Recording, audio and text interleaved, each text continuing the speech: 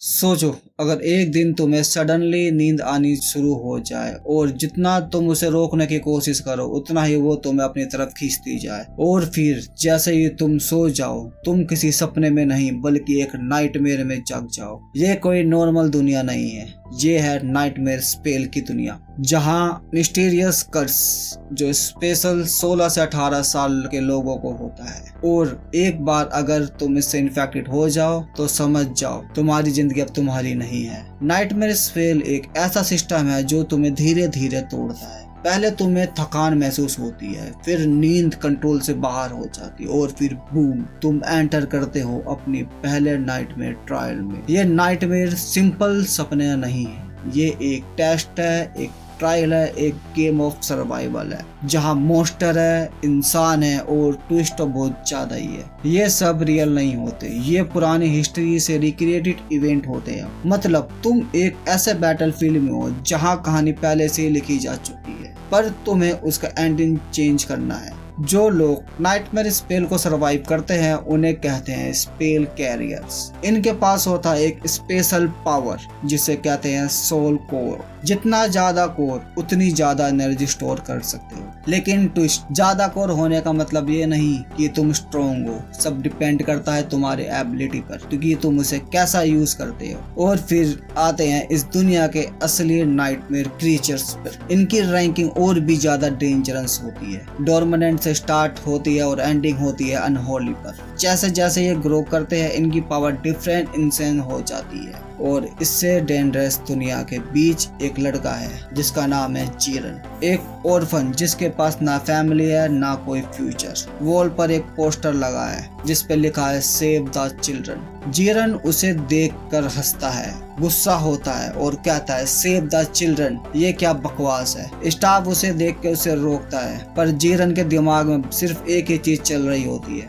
कि कोई नहीं है मेरे पास, कोई मुझे देखने वाला नहीं है, क्योंकि जीरन एक ऑर्फन है और ऑर्फनेज में रहता है, जहाँ 2 डिवीजन है, जूनियर डिवीजन और सीनियर डिवीजन। जूनियर डिवीजन का मतलब है वॉर्म, यानी कि उन्हें कोई परवाह नहीं है, उनको पता है उन्हें कोई ना कोई अडॉप्ट कर लेगा। वहीं पर ही सीनियर डिवीजन आइस कोल्ड, यानी कि उन्हें पता है अब उनकी उम्र हो चुकी है, उन्हें कोई अडॉप्ट नहीं करेगा। जीरन 16 साल का है और उसे पता है अब मुझे कोई अडॉप्ट नहीं करेगा। रूम में अकेला वो अपनी ब्रोकन बेड पर लेट जाता है, एक पुराने कंबल, एक ठंडी रात और एक थका हुआ दिल। और जैसे ही वो आंखें बंद करता है उसे लगता है आज की नींद बस एक नॉर्मल नींद है, लेकिन ऐसा नहीं है। एक आवाज आती है, aspirant welcome to the nightmare spell, prepare for your first trial. जीरन ने जैसा ही अपनी आंख खोली उसे जो दिखा वो किसी सपने का स्क्रीन नहीं था, वो एक पूर्ण नींद थी। आसमान पूरा लाल जैसे किसी ने खून से पेंट कर रखा हो,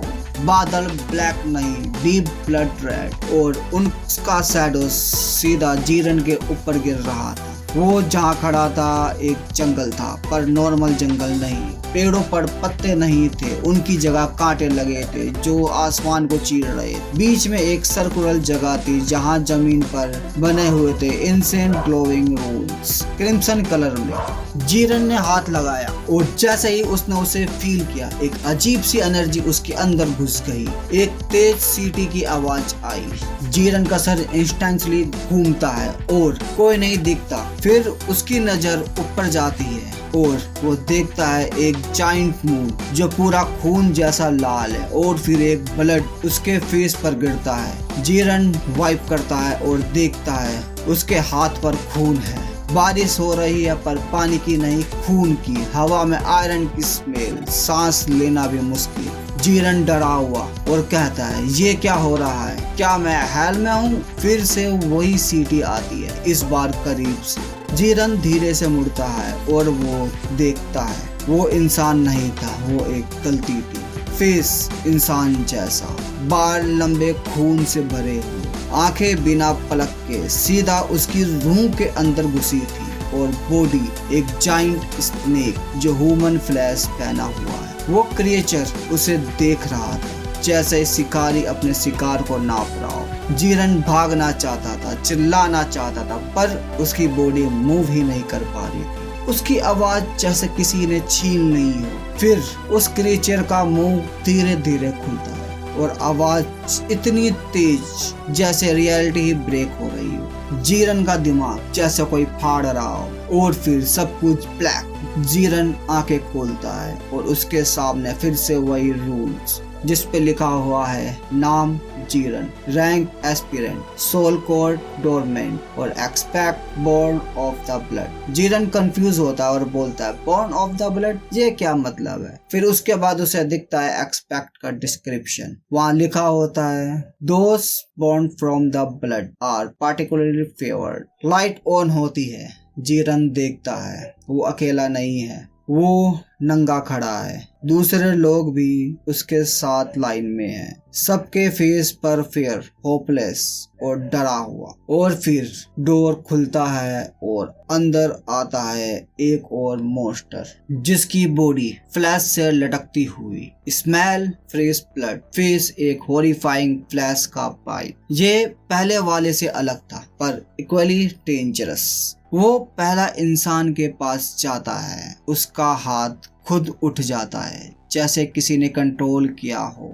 खून निकलता है, क्रिएचर टेस्ट करता है और यह प्रोसेस एक एक करके सबके साथ रिपीट होता है। एक लड़की रेसिस्ट करती है, उसे रोकती है, उससे लड़ती है, लेकिन वो कामयाब नहीं होती। उसका हाथ एक सेकंड में कट हो जाता है। स्क्रीम साइलेंट और फिर मॉन्स्टर उसका हाथ खा जाता है। उसके बाद किसी ने रेसिस्ट नहीं किया और अब जीरन की बारी। उसका हाथ खुद उड़ता है, स्लैश।